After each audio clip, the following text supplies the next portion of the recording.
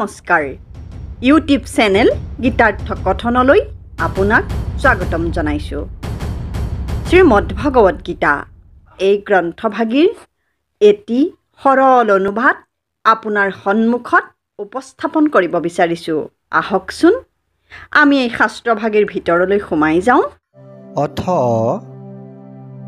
দ্বিতীয় অধ্যায় শ্লোক সংখ্যা চতুঃচত্বাৰিংশত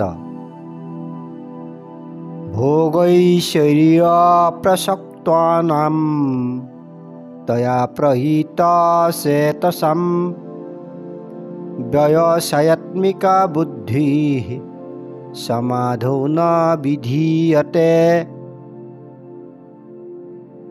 সৰলাৰ্থ পাৰ্থিৱ সুখভোগ সম্পদৰ প্ৰাচুৰ্যৰ প্ৰতি আসক্ত আৰু তাৰ দ্বাৰা চিত্ত বিভ্ৰান্ত হোৱাসকলৰ মনৰ স্থিৰতা আৰু একাগ্ৰতা কদাপি সম্ভৱ নহয়। সৰল পদ্য ভাঙনি। ভোগ ঐশ্বৰ্যৰ প্ৰতি আসক্তিৰ হেতু চিত্ত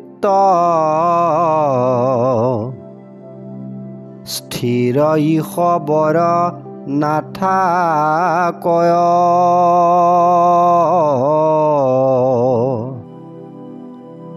নিশ্চয়াত্মিকা বুদ্ধি নোহে স্থিৰ ইলোকৰ ঈশ্বৰত চিত্ত নাথাকয়।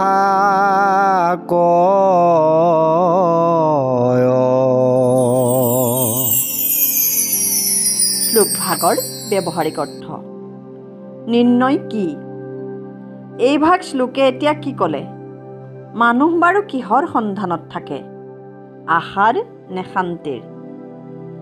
আশা আৰু শান্তি জীৱনৰ দুটা বিপৰীত চিৰন্তন পথ। আচলতে পথ দুটা নহয়, এটাই। নিৰ্ণয়টোহে আপোনাৰ, ৰাস্তাও একেটাই।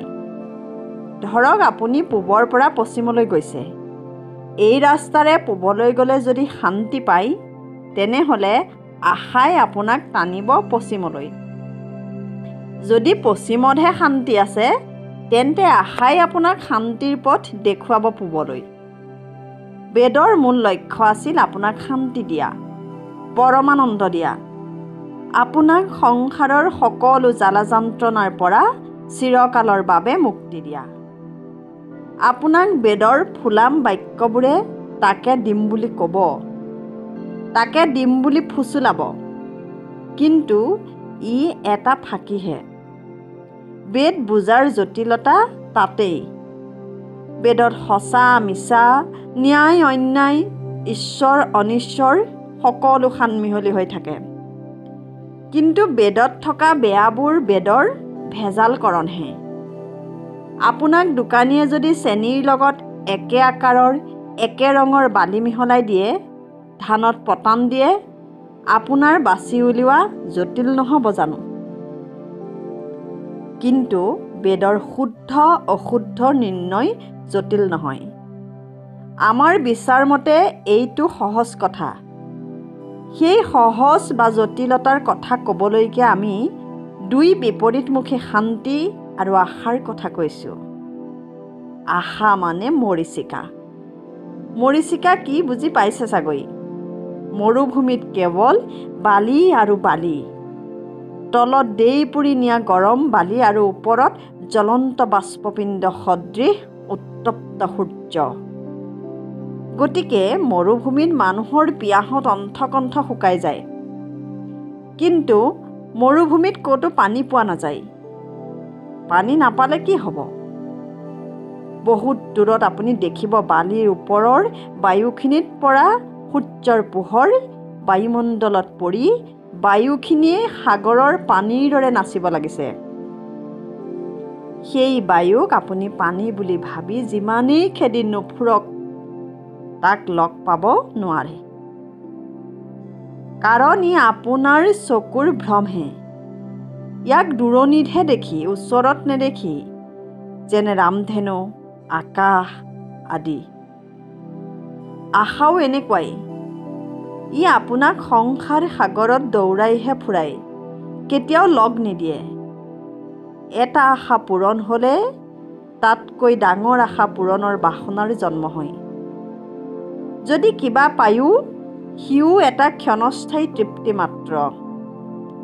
সিও আমুৱাই, হাতত থাকিলেও নথকাৰ দৰে হয়গৈ।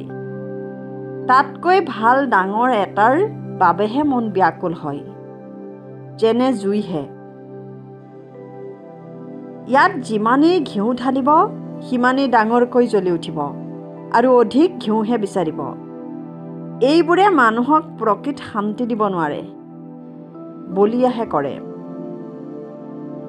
শান্তিৰ ৰাস্তাও একেটাই, ই আশাৰ উভতনি যাত্ৰাহে।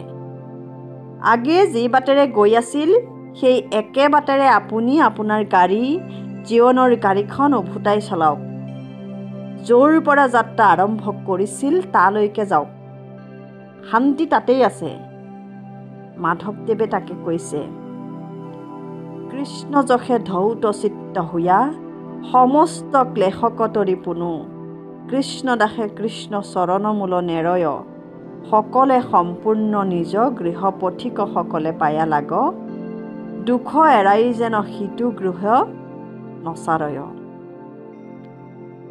এতিয়া আপুনি ঘৰ পাবহি। ঘৰ আহি পোৱাৰ পাছত সকলো দুখৰ অন্ত পৰিব। আলোচ্য শ্লোকভাগিৰো এয়াই নিৰ্ণয়। বেদৰ বাক্যত বিভ্ৰান্ত নহ'ব। যি আপোনাৰ মন বৰ্হিমুখী কৰে, পাৰ্থিৱ আশা দেখুৱাই, সেইবোৰ প্ৰলোভন।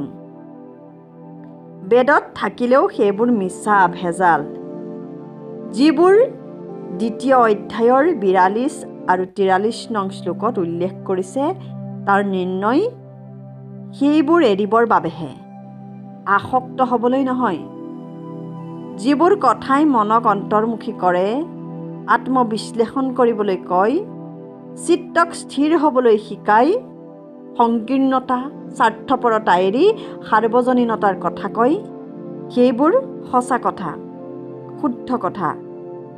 যিবোৰ সকলো সময়ৰ বাবে শুদ্ধ, সকলো স্থানৰ বাবে শুদ্ধ, সকলো মানুহ নহয়, সকলো প্ৰাণীৰ বাবে শুদ্ধ, সেইবোৰ পালনীয়, মাননীয় আৰু বন্দনীয়।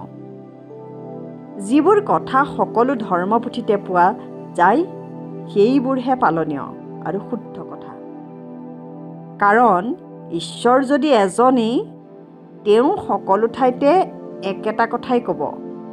হিন্দুক চুৰিয়া পিন্ধিবলৈ আৰু মুছলিমক লুঙি পিন্ধিবলৈ নকয়। হিন্দুক গাহৰি খাবলৈ আৰু মুছলিমক গৰু খাবলৈ নকয়। হিন্দুক পূব মুৱাকৈ আৰু মুছলিমক পশ্চিম মুৱাকৈ প্ৰাৰ্থনা কৰিবলৈকো নিশিকায়। গতিকে পিছৰ ভিডিঅ'সমূহ পাই থাকিবলৈ আমাৰ চেনেলটো ছাবস্ক্ৰাইব কৰি বেল বুটামটো টিপি থ'ব আৰু লাইক, কমেণ্ট, শ্বেয়াৰ কৰিবলৈ নাপাহৰিব। ধন্যবাদ।